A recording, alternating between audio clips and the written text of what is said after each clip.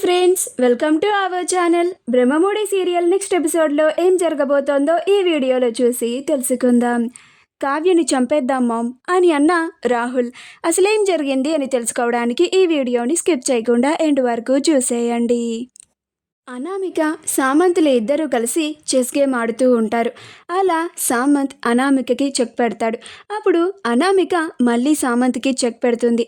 ఇది అసలైన చెక్ అంటే అని అంటుంది. అప్పుడు సామంత్ నిజమే ఒప్పుకుంటాను అని అంటాడు. అప్పుడు అనామిక కానీ నేను పెట్టిన చెక్కి ఆ రాజ్ కావ్యల ఇద్దరు గిలగిలా కొట్టుకుంటూ ఉంటారు అని అంటుంది. అప్పుడు సామంత్ అవుననామిక, నువ్వు లాస్ట్ మినిట్లో ఆ నందగోపాల్ని చంపించేయకపోయి ఉంటే మనకి 100 కోట్లు ఇలా అప్పనంగా వచ్చేవి కావు. పైగా ఆ రాజ్ కావ్యలు ఇద్దరు సమస్యల నుంచి ఈజీగా బయటపడిపోయేవాళ్ళు. ఇంకా ఆ రాజ్ మనం అందుకోనంత ఎత్తులో తీసుకెళ్ళి తన కంపెనీని పెట్టేవాడు. అప్పుడు మనం ఆ రాజ్ కావ్యలని ఢీ కొట్టడం చాలా కష్టమైపోయేది. నువ్వు ఆఖరి క్షణంలో చాలా మంచి నిర్ణయాన్ని తీసుకొని చాలా తెలివిగా నడుచుకున్నావు అని అంటాడు. అప్పుడు అనామిక, మరి ఈ అనామిక అంటే ఏమనుకున్నావు సామంత్? నన్ను తక్కువ అంచనా అస్సలు వేయకూడదు. తక్కువ అంచనా వేస్తే నష్టపోయేది వాళ్ళే, అది శత్రువైనా మిత్రువైనా సరే అని అంటుంది. అప్పుడు సామంత్, ఇప్పుడు మనం అనుకున్నట్లుగా ఆ నందగోపాల్ని చంపించేశాము. ఆ రాజ్ కావ్యల ఇద్దరు ఆ 100 కోట్లని ఎలా కట్టాలని గిలిగిలా తన్నుకుంటూ ఉంటారు. ఇప్పుడు మన నెక్స్ట్ ప్లాన్ ఏంటి అని అంటాడు. అప్పుడు అనామిక, ముందు మనం ప్రశాంతంగా ఎంజాయ్ చేస్తూ ఆ రాజ్ కావ్యల ఇద్దరు కష్టాలు పడడం చూద్దాం. ఆ తర్వాత ఆ అప్పు మీద కాన్సన్ట్రేట్ చేద్దాం. ఆ అప్పు అది మనతో జోక్గా అన్నదో లేదా సీరియస్గా అన్నారో నాకు అర్థం కావడం లేదు.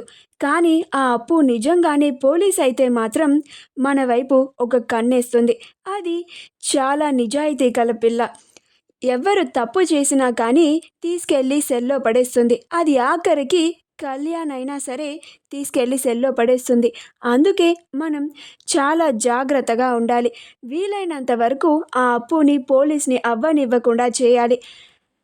ప్రస్తుతం మనం ఆ రాజ్ కావ్యాలని చూస్తూ ఎంజాయ్ చేద్దాం. ఆ తర్వాత ఆ అప్పు మీద కాన్సన్ట్రేట్ చేద్దాం అని అంటుంది. అప్పుడు సామంత్, చూడనామిక, ఆ అప్పు జోలికి అసలు వెళ్ళొద్దు నువ్వు.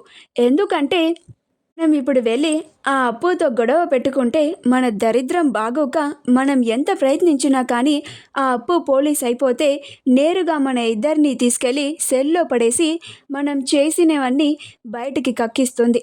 అది కానీ జరిగిందంటే మాత్రం ఇంకా మన జీవితాలు పతనమైపోయినట్లే అని అంటాడు. అప్పుడు అనామిక, అంతవరకు వచ్చేదాకా నేను చూస్తూ ఊరుకుంటాను అని అనుకుంటున్నావా సామంత్ అని అంటుంది. ఇప్పుడు సామంత్, ఏమో అనామిక, ఆ అప్పు జోలికి వెళ్ళడం కరెక్ట్ కాదు అని అనిపిస్తోంది అని అంటాడు. అప్పుడు అనామిక, ఆ అప్పుని అలా ఎలా వదిలేస్తాను అని అనుకుంటున్నావు సామంత్? అది నా మాజీ మొగుడిని కట్టుకొని నా మాజీ మొగుడితో కలిసి తిరుగుతుంది. నా అసలైన శత్రువులు వాళ్ళిద్దరే కదా. ఆ రాజ్ కావ్యలని ఇంతలాగా బాధలు పెట్టి నా అసలైన శత్రువుల్ని అలా ఎలా వదిలిస్తాననుకున్నావు? వాళ్ళిద్దరిని కూడా ముప్పతిప్పలు పెట్టాలి కదా అని అంటుంది.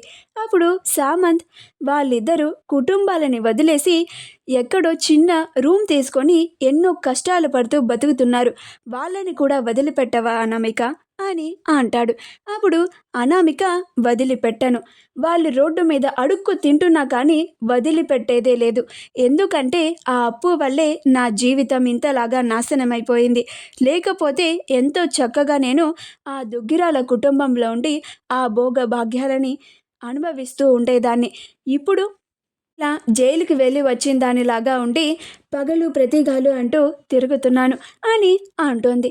అప్పుడు సామంత్, అనామిక, నేను చెప్పేది విను. నాకెందుకో ఆ అప్పుని కదిలిస్తే మనమే నష్టపోతామేమో అనిపిస్తోంది అని అంటాడు. అప్పుడు అనామిక, ఆ అప్పుకి భయపడతావేంటి సామంత్? అది మనల్ని ఏం చేయగలదు అని అంటుంది. అప్పుడు సామంత్, అయినా నేను చెప్పింది నువ్వు ఎప్పుడు విన్నావని గనక అని మౌనంగా ఉండిపోతాడు. ఇప్పుడు అనామిక నువ్వే చూస్తావు కదా సామంత్, ఆ అప్పుని కళ్యాణ్ని ఎన్ని కష్టాలు పెడతానో అని అంటూ ఉంటుంది. అలా వాళ్ళిద్దరూ చెస్ గేమ్ని ఆడుకుంటూ ఉంటారు. రాజ్ కావ్యలు ఇద్దరు మాట్లాడుకుంటూ ఉంటారు. అప్పుడు కావ్య, అంటే ఆ 100 కోట్ల డబ్బుని నందగోపాల్ ఎవరి దగ్గర దాచి ఉంటాడండి, అందుకే ఇలా జరిగి ఉంటుంది అని అంటుంది. అప్పుడు రాజ్, అవును కళావతి, ఈ కోణంలో ఆలోచిస్తే నిజంగా నాకు కూడా అదే అనుమానం కలుగుతోంది. ఈ డబ్బంతా ఎవరి దగ్గరో దాచి ఉంటాడు. ఇది కేవలం ఆ నందగాడు ఒక్కడే కలిసి చేసినట్టుగా లేడు, వాడి వెనకాల ఎవరో ఉన్నారు అని అంటాడు. అప్పుడు కావ్య, అవునండి, ఆ నంద పోలీసులకి చిక్కితే వాళ్ళ పేర్లు కూడా బయటికి వస్తాయేమోనని ఇలా చేసినట్టున్నారు. ఎవరో కానీ వాళ్ళని మనం వెతికి పట్టుకోవాలండి, అప్పుడు మనకి ఆ 100 కోట్ల ఆచూకీ తెలుస్తుంది అని అంటుంది. అప్పుడు రాజ్, అవును కళావతి, నేను వెంటనే ఎస్ఐ గారితో మాట్లాడతాను, ఆ పనిలో ఉండమని చెప్తాను అంటాడు. అప్పుడు కావ్య, అలాగేనండి అని అంటుంది. అలా ఇద్దరు ఇంటి లోపలికి వెళ్ళిపోతారు. మరుసటి రోజు కావ్య తన పని తాను చేసుకుంటూ ఉంటుంది. అలా వాషింగ్ మిషన్ వేసి వాషింగ్ మిషన్లో ఉన్న బట్టలని తీస్తూ ఉంటుంది. అప్పుడు రుద్రాని కావ్యని చూసి, ఏంటో ఈవిడ గారి భోగం మామూలు భోగం కాదు, ఈ ఇంట్లో ఎవరినైనా ఎంత మాట అన్నా కానీ ఒక్కరు కూడా ఏమీ అనడం లేదు, కావ్యని ఏదో ఒకటి చేసేదాకా నాకు మనశ్శాంతి ఉండేలా లేదు అని అనుకుంటూ ఉంటుంది. అప్పుడు రాహుల్, ఏంటి మోమ్, ఆ కావ్య గురించి ఆలోచిస్తున్నావా అని అంటాడు. అప్పుడు రుద్రాని, మరి ఇంకెవరి గురించి ఆలోచిస్తానురా నేను అని అంటుంది. అప్పుడు రాహుల్, నువ్వు ఎంతకాలమని ఆ ధాన్యలక్ష్మి అత్తయ్యని రెచ్చగొట్టి ఆ కావ్యని ఏదో ఒకటి చేయాలని అనుకుంటూ ఉంటావు, నాకెందుకో ధాన్యలక్ష్మి అత్తయ్యని కూడా నమ్ముకుంటే మన పని జరగదేమో అని అనిపిస్తోంది మామ్ అని అంటాడు. అప్పుడు రుద్రాని, మరి ఇంకా ఏం చేయగలంరా మన ఇంట్లో, ఆ ధాన్యలక్ష్మియే మనకి ఈ ఇంట్లో బ్రహ్మాస్త్రం లాంటిది, అలాంటిది ధాన్యలక్ష్మి వల్ల కాదు అని అంటున్నావేంటి, మనకి ఇంకా ప్రయోగించడానికి వేరే అస్త్రం లేదు, ఇంకా మనం వేరే దారిలో ప్రయాణించడానికి మనకి వేరొక దారి కూడా లేదు అని అంటుంది.